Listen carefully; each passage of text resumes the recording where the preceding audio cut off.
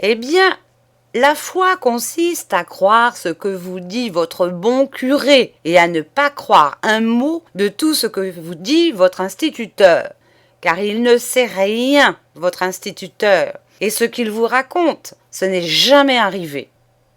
L'église de Port-Lançon est connue des archéologues et des touristes.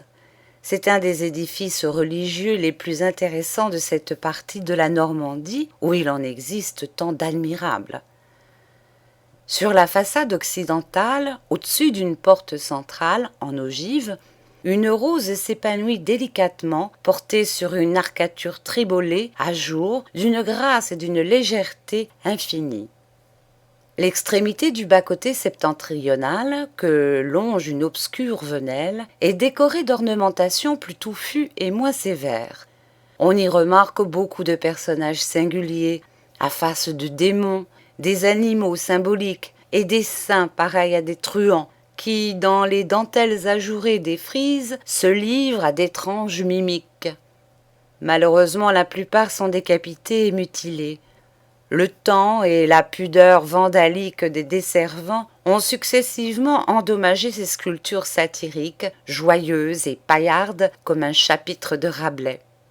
La mousse pousse, morne et descente sur ces corps de pierres effritées, où bientôt l'œil ne sera plus distingué que d'irrémédiables ruines.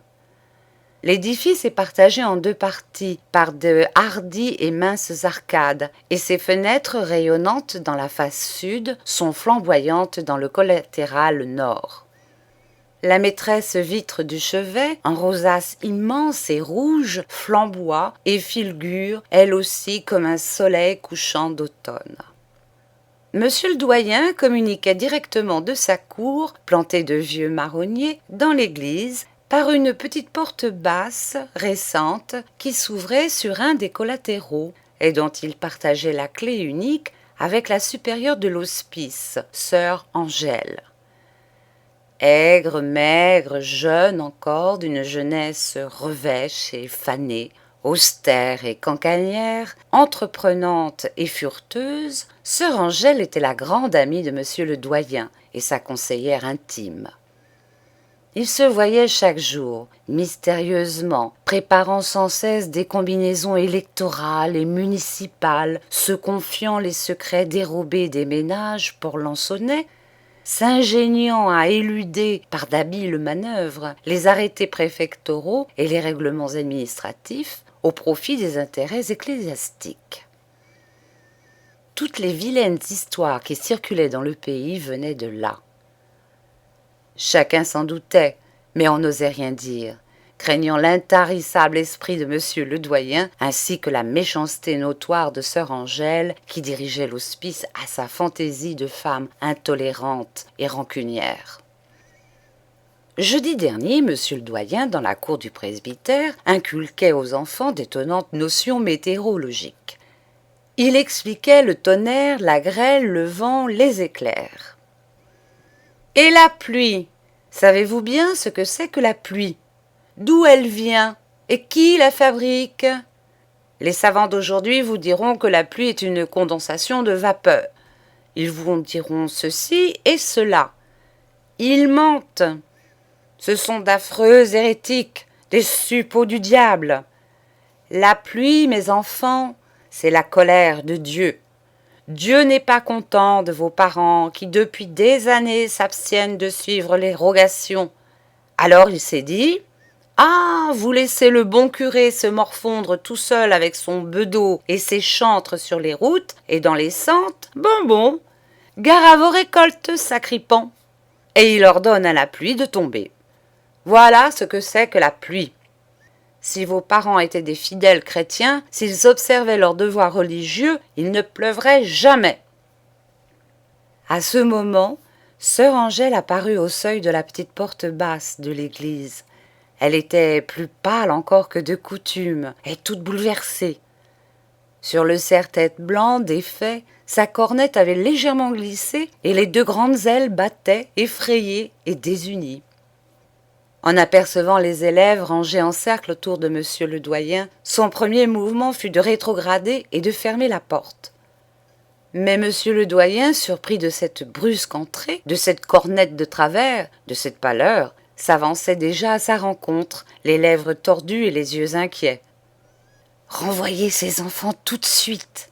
supplia sœur Angèle. « Tout de suite, j'ai à vous parler. »« Oh, mon Dieu, que se passe-t-il donc ? Hein, quoi ? Vous êtes tout ému. »« Renvoyez ces enfants !»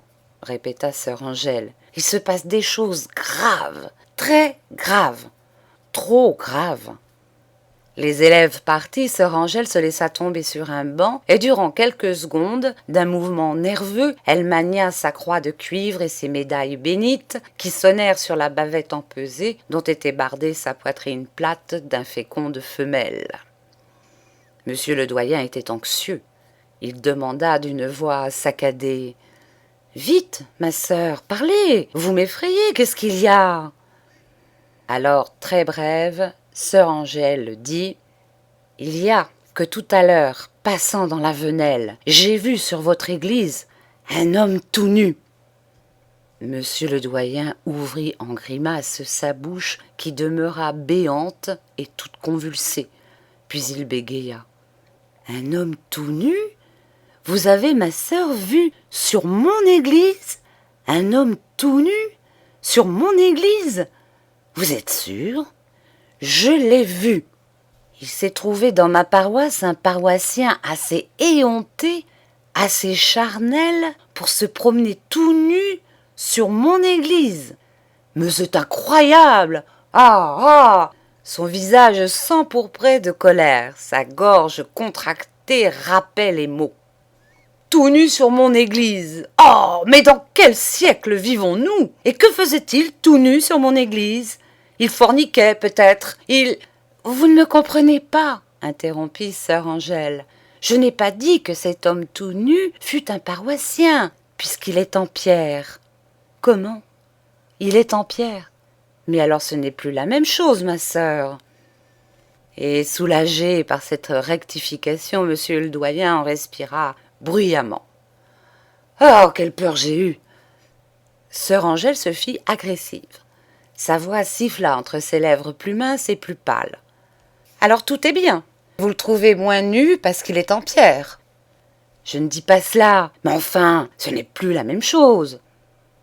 Et si je vous affirmais que cet homme en pierre est plus nu que vous le croyez, qu'il montre un instrument d'impureté, une chose horrible, énorme, une chose monstrueuse qui pointe. Ah, tenez, monsieur le curé, ne me faites pas dire des saletés.